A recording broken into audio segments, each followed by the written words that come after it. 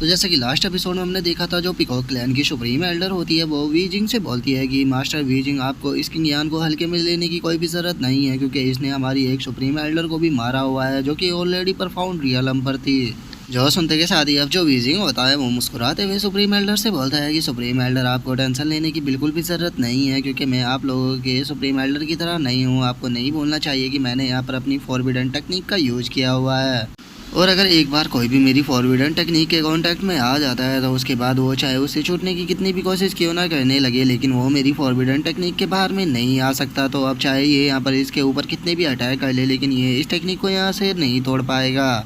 और इतना बोलकर अब जो वीजिंग होता है वो किंगयान की तरफ देखते हुए उससे बोलता है कि किंगयान, आज जो तुम्हारी लाइफ है वो यहीं पर ही ख़त्म होने वाली है, वो भी मेरे हाथों से।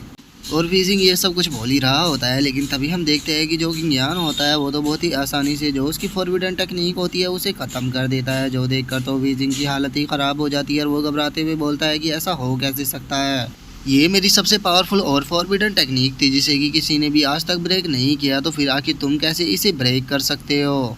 और उसके अब इतना बोलते हैं हम देखते हैं कि जो किंगयान होता है वो अपने हाथ को आगे कर गुस्से में उसकी तरफ देखते हुए बोलता है कि इस वर्ल्ड के अंदर कोई भी ऐसा नहीं है जो कि मुझे कंट्रोल कर सके, तो फिर क्या तुम्हें लगा था कि तुम्हारी मामूली सी चीज़ ये मुझे कंट्रोल कर पाएगी।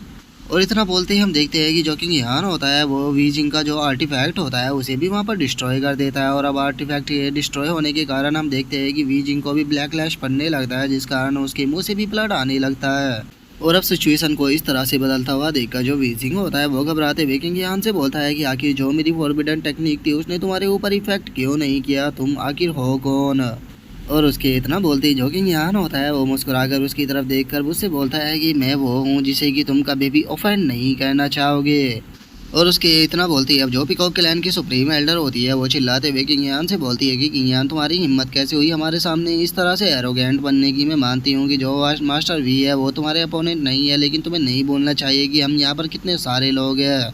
और इतना बोलते के साथ ही हम देखते हैं कि काफ़ी सारे लोग किंगयान को चारों तरफ से घेरने लगते हैं, और उनमें से एक बंदा बोलता है कि ब्रैड, तुम्हें क्या लगता है कि तुम हम half step human king realm के कल्टिवेटरों से यहाँ पर बचकर निकल पाओगे? तुम तो उसी टाइम पर मर गए थे जिस टाइम पर तुम यहाँ पर आए थे। तभी जो दूसरा बंदा होता है वो भी बोलता है कि मैं प्रोफाउंड रियलम के 9th लेवल पर हूँ, तो क्या तुम्हें लगता है कि हम तुम्हें यहाँ पर इतनी आसानी से जाने देंगे? आज तुम यहीं पर ही मरोगे।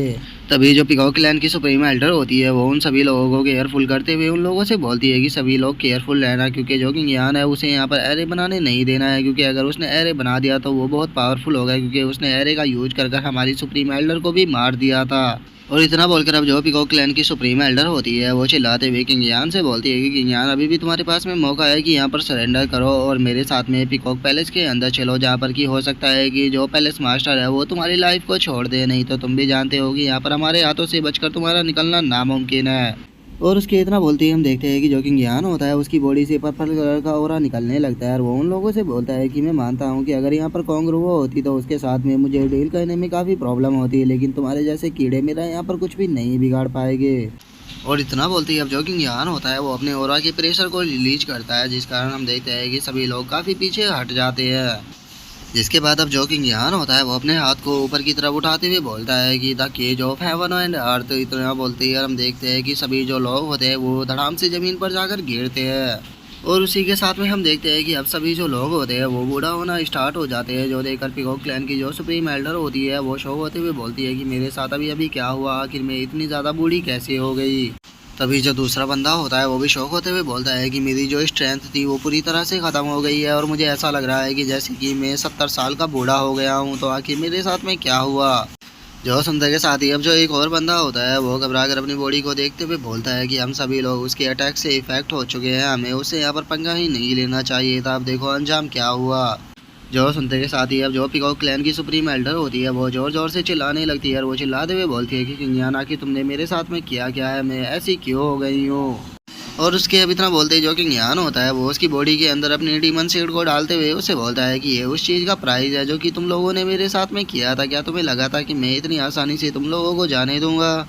जो देखकर अब जो कोंगरू वो होती है वो किंग यान को डराते हुए उसे बोलती है कि किंग यान तुम्हारे लिए सही यही रहेगा कि तुम मुझे यहाँ से जाने दो, नहीं तो तुम भी जानते हो कि जो पैलेस मास्टर है उसे इस बारे में पता लगा तो वो तुम्हें चिंता नहीं छोड़ेगी। और उसके इतना बोलते ही जो किंग यान होता है वो उसकी बॉडी से अपनी डीमन शील्ड को निकालते हुए बोलता है कि तुम्हारी हालत यहाँ पर मरने लायक है, लेकिन उसके बाद भी तुम मेरे सामने इस तरह की बातें कर रही हो। और अब किंग यान के इतना बोलते ही हम देखते हैं कि पीकॉक क्लैन की जो सुप्रीम एल्डर होती है वो भी वहाँ पर मारी जाती है। जिसके बाद अब हम वहाँ पर वीजिंग को देखते हैं जो कि किंग यान की पावर को देखकर काफ़ी शौक हो चुका होता है और वो अपने मन में सोचता है कि यहाँ पर तीनों फैमिली के इतने पावरफुल लोग थे लेकिन वे भी किंग यान का सामना नहीं कर पाया कि ये किंग यान कितना पावरफुल है। लेकिन यहाँ पर अभी तक अच्छी बात यह है कि जो किंग यान है उसने मुझे कुछ भी नहीं किया, तो मेरे पास में अब बस एक ही मौका है कि मुझे यहाँ पर किंग यान के सामने सरेंडर करना होगा, नहीं तो मैं सर्वाइव ही नहीं कर पाऊंगा। और इतना सोचते के साथ ही अब जो वीजिंग होता है वो सीधे आकर किंग यान के पैरों को पकड़ लेता है और वो उसके पैरों को पकड़कर रोते हुए उसे बोलता है कि यंग मास्टर किंग यान प्लीज़ मुझे छोड़ दीजिए, क्योंकि अगर आप मुझे जिंदा छोड़ देते हैं तो मैं आपका स्लेव भी बनने के लिए तैयार हूँ।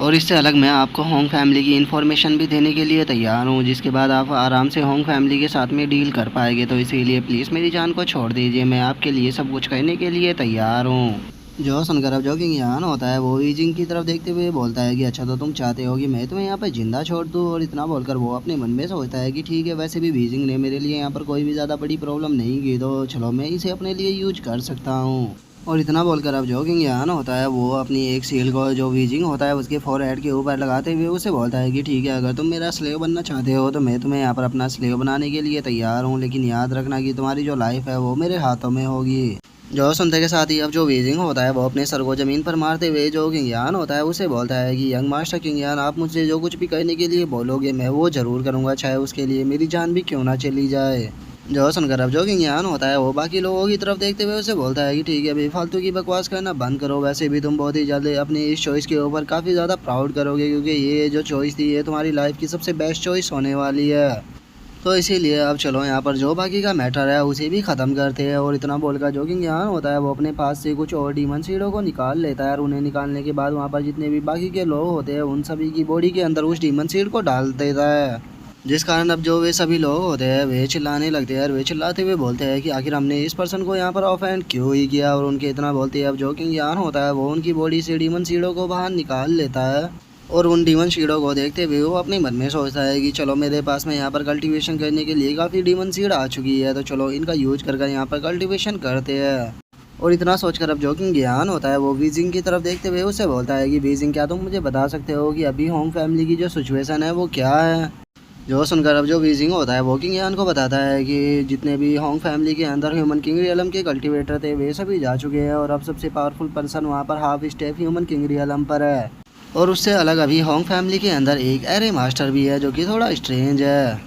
जो सुनकर अब किंग यान भी थोड़ा सोचने लगता है और वो सोचते हुए अपने मन में बोलता है कि एरे मास्टर जो कि थोड़ा स्ट्रेंज है, कहीं ऐसा तो नहीं कि जो होंग फैमिली है वो उसी एरे मास्टर का यूज करके किलिंग की एनर्जी को दबाने की कोशिश कर रही है। और किंग यान के इतना सोचते ही जो वीजिंग होता है वो किंग यान से बोलता है कि यंग मास्टर किंग यान, मुझे लगता है कि होंग फैमिली के अंदर जाना अभी सही नहीं रहेगा, इसीलिए मैं आपको सजेशन देना चाहूँगा कि अभी आपके पास में आपका फ्लाइंग शिप भी नहीं है, तो इसीलिए आपको होंग फैमिली के अंदर नहीं जाना चाहिए, क्योंकि अगर वहाँ के एक्सपर्टों ने आपको घेर लिया तो वहाँ से निकलना आपके लिए मुश्किल हो जाएगा। जो सुनकर जो किंग यान होता है वो जाते हुए उसे बोलता है कि तुम्हें होंग फैमिली की टेंशन लेने की ज़रूरत नहीं है, वो इतनी बड़ी प्रॉब्लम नहीं है, लेकिन मैं अभी के लिए ट्रेनिंग करने के लिए जा रहा हूँ, तो तुम इस जगह का ध्यान रखना। जो सुनकर जो वीजिंग होता है वो भी ठीक है बोल देता है। और अब किंग यान के वहाँ से चले जाने के बाद जो वीजिंग होता है वो अपने मन में सोचता है कि जो मेरा न्यू मास्टर है वो काफ़ी ज़्यादा यंग है, इसीलिए वो सिचुएशन को नहीं समझ रहा, तो इसीलिए जब ये अपनी ट्रेनिंग को कंप्लीट कर आ जाएगा तो मैं इसे दोबारा से समझाऊंगा, नहीं तो अगर ये मारा गया तो इसके साथ में मैं भी मारा जाऊँगा। और उसके इतना बोलते के साथ ही हम देखते हैं कि जहाँ पर किंग यान ट्रेनिंग कर रहा होता है वहाँ पर एक एनर्जी का बहुत बड़ा ब्लास्ट होता है, जिसे देखकर जो वीजिंग होता है वो शॉक होते हुए बोलता है कि आखिर इतनी पावरफुल स्पिरिचुअल एनर्जी किसकी है। इसे देखकर तो ऐसा लग रहा है कि जैसे कि ये ह्यूमन किंग रियलम का कोई कल्टीवेटर हो। कहीं ऐसा तो नहीं है कि जो मास्टर किंग यान है वो ह्यूमन किंग रियलम पर ब्रेक थ्रू कर गए हैं, लेकिन ऐसा कैसे हो सकता है, अभी तो वो केवल यिंगडान रियलम पर थे। और उसके इतना बोलते हम देखते हैं कि जो किंग यान होता है वो वहाँ पर आ जाता है और वहाँ पर आते हुए बोलता है कि ठीक है मेरी ट्रेनिंग कंप्लीट हो गई। जो सुनकर जो वीजिंग होता है वो किंग यान से पूछता है कि मास्टर आपकी बॉडी के अंदर से बहुत ही पावरफुल स्पिरिचुअल एनर्जी निकली थी, तो क्या आप ह्यूमन किंग रियलम पर पहुँच गए हो। जो सुनकर जो किंग यान होता है वो उसको बताता है कि नहीं, मैं अभी केवल इंगडान रियलम पर ही हूँ। और इतना बोलकर जो किंग यान होता है वो अपने मन में सोचता है कि अभी की जो मेरी स्ट्रेंथ है, इस स्ट्रेंथ के साथ में मैं half step human king realm को आसानी से मार सकता हूँ। और अब इंगडान रियलम का नाम सुनकर जो वीजिंग होता है वो काफ़ी शौक हो जाता है, और वो शौक होते हुए बोलता है कि क्या अभी तक आप केवल इंगडान रियलम पर ही हो, लेकिन ऐसे कैसे हो सकता है, आपकी बॉडी के अंदर से तो ह्यूमन किंग रियलम के कल्टीवेटर का ऑरा निकल रहा था। और इतना बोलकर अब जो वीजिंग होता है वो अपने मन में सोचता है कि ये केवल अभी इंगडान रियलम पर ही है, लेकिन उसके बाद भी इसने half step human king realm के कल्टीवेटर को भी यहाँ पर मार दिया, यहाँ तक कि जो प्रोफाउंड रियलम के 9th लेवल पर था उसे भी मार दिया। और वो ये सोच ही रहा होता है, तभी जो किंग यान होता है वो वहाँ से जाने लगता है, और वो वहाँ से जाते हुए उसे बोलता है कि मेरे लिए कुछ भी इम्पॉसिबल नहीं है, लेकिन अभी इस चीज़ को छोड़ो, चलो होंग फैमिली के अंदर चलते हैं। जो सुनकर वीजिंग भी ठीक है बोल देता है। और अब वो आगे भागते हुए किंग यान से बोलता है कि चलिए मैं आपको वहाँ पर लेकर चलता हूँ। और इतना बोलकर वो अपने मन में सोचता है कि सच में मैं काफ़ी ज़्यादा लकी हूँ जो कि मैं यहाँ पर किंग यान का स्लेव बन गया, क्योंकि इसे देखकर मैं अब बता सकता हूँ कि ये सच में बहुत टैलेंटेड पर्सन है। और उन लोगों के अब इतना बोलते के साथ ही हमारा जो व्यू होता है वो होंग फैमिली के अंदर आ जाता है, जहाँ पर कि हम देखते हैं कि उन लोगों ने जो किंग यान की वो बीस्ट होती है उसे बांध कर रखा हुआ होता है। जिसके बाद अब हम देखते हैं कि वहाँ पर एक पर्सन आते हुए बोलता है कि जल्दी से जाल को बिछाना स्टार्ट करो, क्योंकि मुझे पता लगा है कि जो किंग यान है वो बहुत ही जल्द हमारी होंग फैमिली की टेरिटरी के अंदर आ जाएगा। जो सुनकर अब जो उसका साथी होता है वो उस बंदे को बताता है कि हाँ, मैंने सुना है कि जो किंग यान है उसने हाफ स्टेप ह्यूमन किंग रियलमो के 4 कल्टीवेटरों को मार दिया है। और उसी के साथ में हमने जिस बंदे को उसकी मदद करने के लिए भेजा था वीजिंग को, वो भी हमारे हाथों से निकल चुका है। तो अब हमें समझ में नहीं आ रहा कि हम क्या करें। जो सुनकर अब जो वो बंदा होता है वो उससे बोलता है कि हमें मास्टर फैंग को यहाँ पर प्रोटेक्ट करना होगा, तो इसीलिए जल्दी से किलिंग फॉर्मेशन एरे को एक्टिवेट करो, किंग यान जिंदा नहीं बचना चाहिए। और वैसे भी हमारे पास में यहाँ पर जो किंग यान का स्पिरिचुअल बीस्ट है वो भी है, तो इसीलिए इस स्पिरिचुअल बीस्ट की एनर्जी की मदद से हम यहाँ पर काफ़ी पावरफुल किलिंग एरे को बना सकते हैं, जो कि आराम से किंग यान को ख़त्म कर देगा। और उन लोगों के इतना बोलते के साथ ही जो किलिंग होती है वो भी धीरे धीरे कर अपनी आंखों को खोलने लगती है, और वो अपने मन में सोचती है कि ये लोग यहाँ पर ब्रदर किंग यान को मारने का प्लान बना रहे हैं, तो इसीलिए मुझे ब्रदर किंग यान को जाकर इस बारे में बताना होगा। और उसके इतना सोचते ही अब हमारा व्यू किंग यान के ऊपर आ जाता है, जो कि एक लेक के पास में आ चुका होता है। और उस लेक को देखते हुए वो अपने मन में सोचता है कि जैसा कि मुझे चैन सॉन्ग ने बताया था कि हॉन फैमिली के जितने भी ट्रेजर है वो सभी इस लेक के अंदर है। और किंग यान के इतना सोचते ही हम देखते हैं कि जो किलिंग होती है वो वहाँ पर आ जाती है, और वहाँ पर आते हुए बोलती है कि बिग ब्रदर आप ठीक तो हो ना। और अब किलिंग को वहाँ पर देखकर जो किंग यान होता है वो भी काफ़ी खुश हो जाता है, और वो खुश होते हुए उससे बोलता है कि किलिंग तुम आखिर कैसी हो, और मुझे ये बताओ कि तुम्हारी बॉडी कहाँ पर है। जो सुनकर अब जो किलिंग होती है वो किंग यान को बताती है कि बिग ब्रदर मेरी जो बॉडी है वो होंग फैमिली के अंदर रखी हुई है, और मैंने ये अपनी लास्ट पावर का यूज किया था ताकि मैं यहाँ पर आकर आपको बता सकूँ कि जो होंग फैमिली है वो आपको मारने के लिए मेरी पावर का यूज कर आई किलिंग फॉर्मेशन को बना रही है, ताकि वो तुम्हें मेरे साथ में ही डिस्ट्रॉय कर सके। तो इसीलिए ब्रदर मैं तुमसे यही कहने आई हूँ कि चाहे कुछ भी हो जाए तुम वहाँ पर मत आना, क्योंकि अगर तुम वहाँ पर आए तो मारे जाओगे। और इतना बोलते बोलते हम देखते हैं कि जो किलिंग की बॉडी होती है वो वहाँ से गायब हो जाती है। और किलिंग की अब इस बात को सुनकर जो किंग यान होता है उसे काफ़ी गुस्सा आने लगता है, और वो गुस्से में बोलता है कि उन बास्टर्डों की हिम्मत कैसे हुई किलिंग की एनर्जी का यूज कर वहाँ पर किलिंग फॉर्मेशन को बनाने की, मैं उन बास्टर्डों को जिंदा नहीं छोड़ूंगा। और किंग यान के इतना बोलते ही अब जो वीजिंग होता है वो किंग यान से पूछता है कि यंग मास्टर किंग यान, क्या आप इसी स्पिरिचुअल बीस्ट को बचाने के लिए होंग फैमिली के अंदर जा रहे हो। यंग मास्टर मैं आपको एक बार और बता देना चाहता हूँ कि जो कि होंग फैमिली है वो काफ़ी पावरफुल है, और उसके अंदर अभी भी 4 half step human king realm के कल्टीवेटर है, तो क्या वहाँ पर जाना सही रहेगा। जो सुनकर जो किंग यान होता है वो उसे बोलता है कि पहले मैं होंग फैमिली के जो ट्रेजर है उन्हें लूटने के लिए जा रहा हूँ, उसके बाद मैं होंग फैमिली से निपटूंगा। और इतना बोलकर अब जो किंग यान होता है वो उस लेक के अंदर जाने लगता है, और उसके अंदर जाते हुए वो अपने मन में सोचता है कि वैसे भी अभी किलिंग की जो लाइफ है वो खतरे में नहीं है, लेकिन इस लेक के अंदर कुछ ऐसा है जो कि डिवाइन सेंस का यूज कर मुझे बुला रहा है, तो इसीलिए मुझे उसे जाकर चेक करना चाहिए। और इतना सोचते ही अब जो किंग यान होता है वो उस लेक के अंदर आ जाता है, और अब थोड़ी देर ढूंढने के बाद हम देखते हैं कि किंग यान को जो होंग फैमिली के ट्रेजर होते हैं वे भी मिल जाते हैं, जिन्हें देखकर जो किंग यान होता है वो उनकी तरफ बढ़ने लगता है, और वो उनकी तरफ बढ़ते हुए अपने मन में सोचता है कि चलो देखते हैं कि आखिर मुझे यहाँ पर क्या बुला रहा था। और इतना बोलते ही अब जो किंग यान होता है वो वहाँ पर अपने डिवाइन सर्च टेक्निक का यूज करना शुरू कर देता है। और अब थोड़ी देर सर्च करने के बाद हम देखते हैं कि किंग यान को वहाँ पर एक स्टोन प्लेट मिल जाती है जिसपे कि कियान लिखा हुआ होता है, और अब जो किंग यान होता है वो उसे देखते हुए बोलता है कि ये तो एक स्टोन प्लेट है, क्या यही वो है जो कि मुझे यहाँ पर बुला रही थी। और इतना बोलकर अब जो किंग यान होता है वो उस स्टोन प्लेट को छूने के लिए जैसे ही अपने हाथ को आगे बढ़ाता है, हम देखते हैं कि किंग यान के छूते के साथ ही वो जो स्टोन प्लेट होती है वो एकदम से चमकने लगती है। और उसी के साथ में उस स्टोन प्लेट के अंदर से हम देखते हैं कि एक शॉल भी बाहर निकल कर आ जाती है, जो कि किंग यान को देखते हुए बोलती है कि इमॉर्टल एम्परर किंग यान, फाइनली हम दोनों मिल गए। जो सुनकर अब जो किंग यान होता है वो भी एक पल के लिए काफी शौक हो जाता है, और वो शौक होते हुए उस शॉल से बोलता है कि आखिर तुम हो कौन और तुम कैसे मेरे नाम के बारे में जानते हो। जो सुनकर अब जो वो सोल होती है वो किंग यान को बताती है कि मैं एक टाइम ट्रैवलर हूँ, जो कि ट्रैवल कर कर काफ़ी दूर से यहाँ पर आया हूँ, लेकिन अब मुझे पास्ट और फ्यूचर की कोई भी चिंता नहीं है, क्योंकि एम्परर किंग यान अब आपको यहाँ पर जो ये डीमन सीलिंग टैबलेट है इन सभी को ढूंढना होगा, इन्हें एक साथ जोड़ना होगा, जिसके बाद आपको कोई भी रिग्रेट नहीं होगा।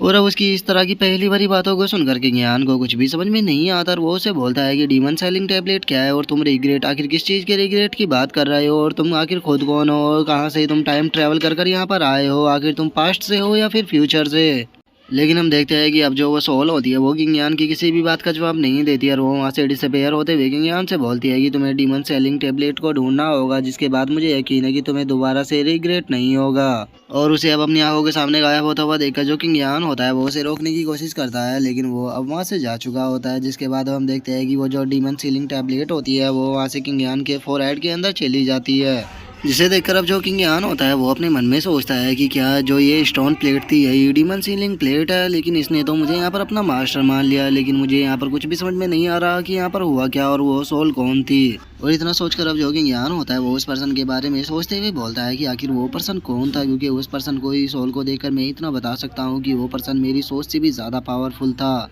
लेकिन आखिर वो क्यों इन डीमन सीलिंग प्लेट को ढूंढवाना चाहता है, क्या ये जो कुछ भी हो रहा है ये सब कुछ एंशिएंट टाइम से रिलेटेड है। लेकिन छोड़ो, अभी यहाँ पर रुककर इस मैटर के ऊपर सोचने का कोई भी फ़ायदा नहीं है, क्योंकि यहाँ पर मुझे इससे रिलेटेड कोई भी क्लू नहीं मिलने वाला। मुझे लगता है कि मुझे ली रैन को ढूंढना होगा, बस वही एक पर्सन है जो कि मुझे इस मैटर के ऊपर कुछ समझा सकती है। तो चलो सबसे पहले यहाँ पर जितना भी ट्रेजर है इस सभी को कलेक्ट करते हैं, और उसके बाद कीलिंग को यहाँ से बचाने के लिए चलते हैं। और अब इतना सोचते ही हम देखते हैं कि जो किंग यान होता है वो 1 घंटे बाद उस पानी से बाहर आ जाता है। और अब बाहर आने के बाद जो किंग यान होता है वो इधर उधर देखने लगता है, और वो इधर उधर देखते हुए बोलता है कि मुझे 1 घंटा हो गया इस ट्रेजर को कलेक्ट करने में, लेकिन आखिर जो वी जिंग है वो कहाँ पर चला गया, क्योंकि उसे तो मैं यहीं पर ही छोड़ कर गया था। और किंग यान के इतना बोलते हम देखते हैं कि काफ़ी सारे लोग वहाँ पर आकर किंग यान को चारों तरफ से घेरते हुए उसे बोलते हैं कि किंग यान फाइनली तुम सामने आ ही गए।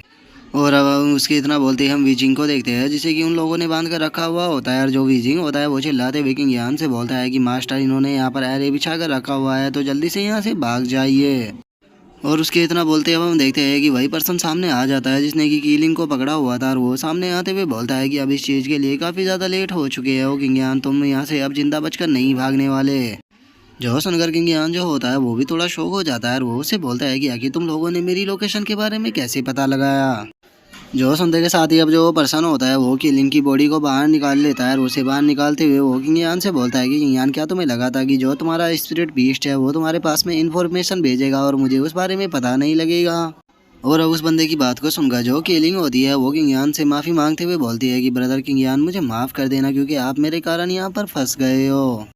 जो सुनकर जो किंग यान होता है वो कीलिंग से बोलता है कि कीलिंग तुम्हें माफ़ी मांगने की कोई भी ज़रूरत नहीं है, क्योंकि वैसे भी मैं तो तुम्हें ही बचाने के लिए आने वाला था, तो बस तुम कुछ और देर इंतज़ार करो, इतनी देर में ही मैं इन सभी को मार दूंगा।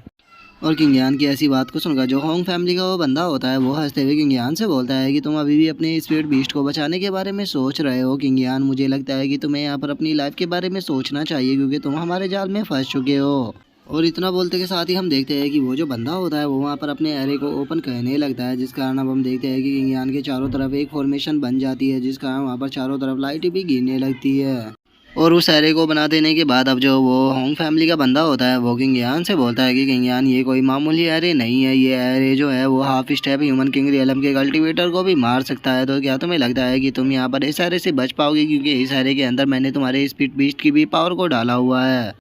जो सुनकर अब जो किंग यान होता है वो उससे बोलता है कि क्या तुम्हें लगता है कि तुम्हारा ये मामूली सा एरे मुझे यहाँ पर मार सकता है, सच में तुम्हारे अंदर तो कुछ ज़्यादा ही ओवर कॉन्फिडेंस है, सच बताओ तो तुम ही यहाँ पर आज मेरे हाथों से मरोगे।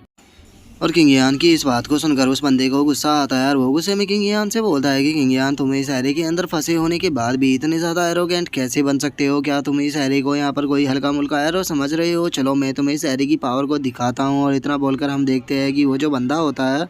वो उस एरे की मदद से जो किंग होता है उसके ऊपर काफ़ी पावरफुल थंडर अटैक को कर देता है। जो देखते के साथ ही अब जो वहाँ पर बंदे खड़े होते हैं वे शो होकर चिल्लाते हुए बोलते हैं कि ये अटैक तो बहुत ज़्यादा पावरफुल था, मुझे तो नहीं लगता कि मैं इस अटैक को रोक पाता। तभी दूसरा बंदा बोलता है कि तुम्हें नहीं बोलना चाहिए कि हमने यहाँ पर इस एरे मास्टर को इसीलिए इनवाइट किया था ताकि ये यहाँ पर किंग को मार सके, और अब अगर ये यहाँ पर इस अटैक से किंग को मार भी नहीं पाया तो ये उसे इतना तो इंजर्ड कर ही देगा, जिसके बाद हम किंग को सभी मिलकर आसानी से ख़त्म कर देंगे। और उन लोगों के इतना बोलते हैं हम वीजिंग को देखते हैं जो कि घबराते हुए अपने मन में सोचता है कि नहीं, ये अटैक काफ़ी पावरफुल था, लगता नहीं कि जो मास्टर किंग है वो सरवाइव कर पाए होंगे। और उसका इतना बोलते हैं हम केलिंग को देखते हैं जो कि घबराते हुए बोलती है कि ब्रदर किंग आप ठीक तो हो ना। और उन दोनों के इतना बोलते हुए हम देखते हैं कि वो जो बंदा होता है वो वहाँ पर किंग के ऊपर अटैक करना बंद कर देता है, जिसके बाद हम देखते हैं कि जहाँ पर किंग होता है वहाँ पर चारों तरफ बस धूल ही धूल उड़ रही होती है। जिसके बाद अब जो वो बंदा होता है वो सीधे किंग की तरफ जाने लगता है, और वो किंग की तरफ जाते हुए बोलता है कि मेरा अटैक बहुत पावरफुल था, अगर वो मरा भी नहीं होगा तो सीरियस इंजर्ड तो हो ही गया होगा, इसीलिए किंग को तुम मेरे ऊपर छोड़ दो, तुम सभी लोग यहीं पर ही रुको। और इतना बोलकर वो जो बंदा होता है वो अपने मन में सोचता है कि जो किंग था उसने पीकॉक क्लैन और जो होंग फैमिली है इन दोनों के सभी ट्रेजरों को लूट लिया है, तो इसका मतलब वे सभी ट्रेजर उसी के पास में हो गए, तो अगर वो मुझे मिल जाते हैं तो उससे मैं काफ़ी ज़्यादा अमीर बन जाऊँगा। और उस बंदे के इतना सोचते ही जो हमारा एपिसोड है वो आज यहीं पे ख़त्म हो जाता है। तो नेक्स्ट एपिसोड में देखिए कि आगे क्या होता है। अगर आप लोगों को वीडियो अच्छी लगी हो तो लाइक करना, चैनल को सब्सक्राइब करना। मैं मिलता हूँ नेक्स्ट एपिसोड में, तब तक के लिए बाय बाय गाइस।